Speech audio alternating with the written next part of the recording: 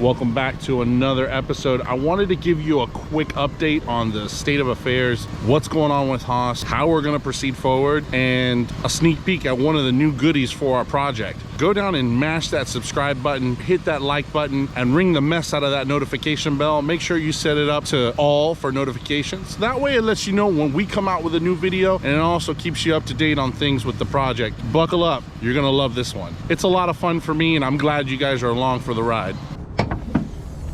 Check out all that room.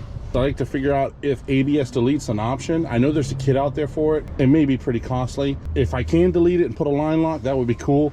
I don't know if it's going to be a problem with our new horsepower project as far as clearing the space in there. Let's take a look at the engine bay. I want to clean all this stuff. We need to clean our K-member up. And I want to clean this battery tray area a little bit. It's been neglected over the years. We're not going to get rid of the hood. Oh, cool thing about the hood, if you notice, it's really glossy and shiny. But if you look at a Z28 hood, it's not glossy and shiny. The reason why is because all SS SLP hoods are clear coated underneath by SLP before they roll out the door. They didn't have to, but it's cool. And let me show you the goodies we got. It's sitting on our trackside support vehicle. I guess you could call it that. Take a look at this here. We have a BMR torque arm, and this is the welding style from what I was told. So we've got a bunch of bolt-on stuff, some tabs, a drive shaft loop.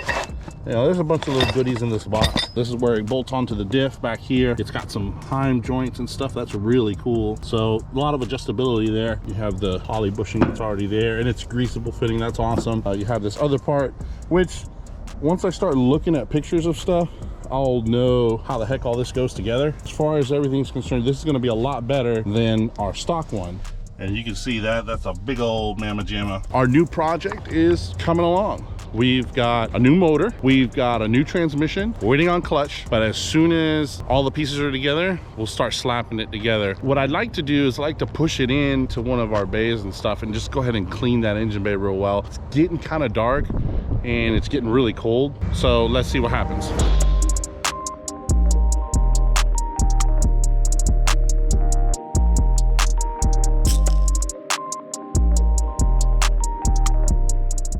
All right, so check it out. Got it all nice and lit now. Battery's out of the way. See all this nastiness.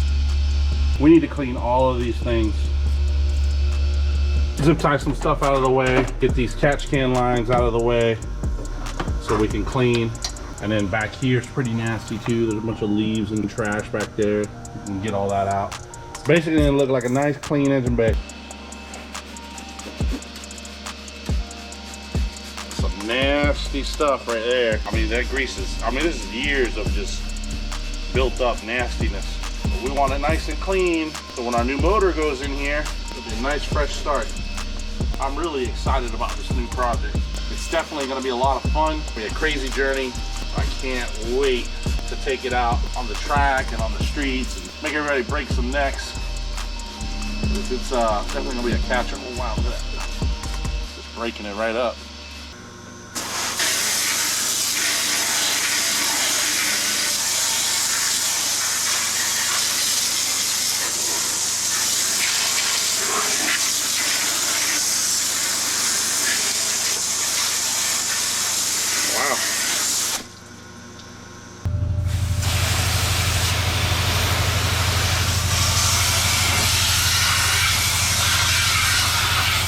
All right, so these stubborn spots aren't coming off, so we're gonna use some Vatozone engine degreaser to get these stubborn spots to go away.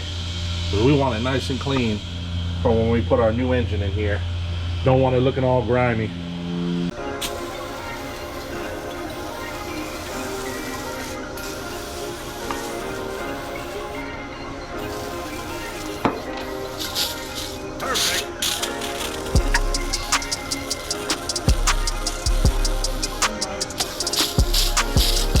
All right, so it cleaned the engine bay real good. Cleaned it up too good. So note to self, never put engine degreaser on a painted surface, especially from Vatozone, because it just takes the paint right off. But that's okay, I've got some more Hugger Orange to spray. Once everything's dried up and stuff, I'll balm the engine bay so it's nice and clean. But hopefully you'll learn from my mistakes That way you don't do it at home. So the rack is nice and clean. And here is nice and clean too. Blow the whole engine bay off with some air to get the water out of here, and then see about tightening up this harness because it's all over the place, and get rid of that power steering stuff.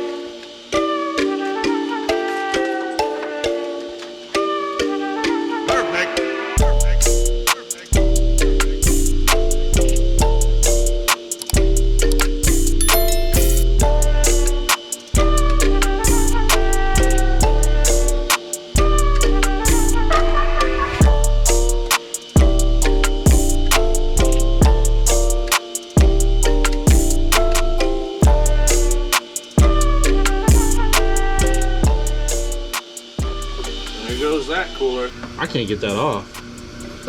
It's something. Reach under the fender. Let's see what's under there. They just drilled it in, dude. This is what they did before. Look. Yeah. It's threaded in. Wow. That didn't go there. No. It went here. Or somewhere. That's horrible. Oh well. That's what we're doing, is fixing all the mess ups.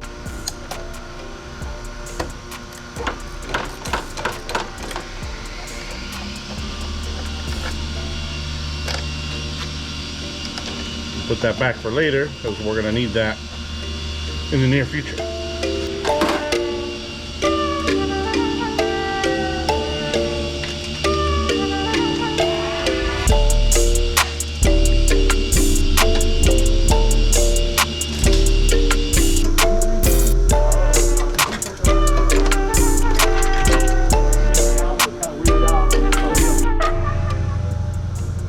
So now I'm working on getting the red cruise control cable out of the car because we don't need that. Race cars don't have cruise control.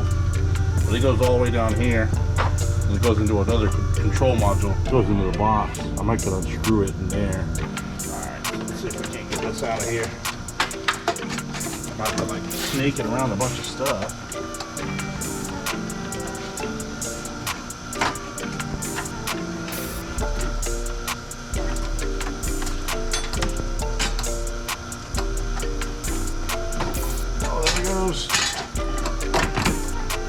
It's out. Bye-bye cruise control. Now, all we got is a throttle cable and this crazy bracket, which I think we're gonna need that. So I'll leave that be. I can just tuck that back there. This I'm just gonna loop up. Zip tie that out of the way for now because I gotta take this cruise control computer out and then I can get this harness completely rolled up and tucked out of the way. So we've got all this room. We just gotta put that big old motor in there. So there you go. We got rid of some stuff, cleaned it up real nice. We've got some work to do in the engine bay as far as paint correction. So with that being said, run down there and hit that subscribe button, slide on to the right, mash that like button, and hit that notification bell. Set it up to all. That way you don't miss out on the next video. We'll see you next time.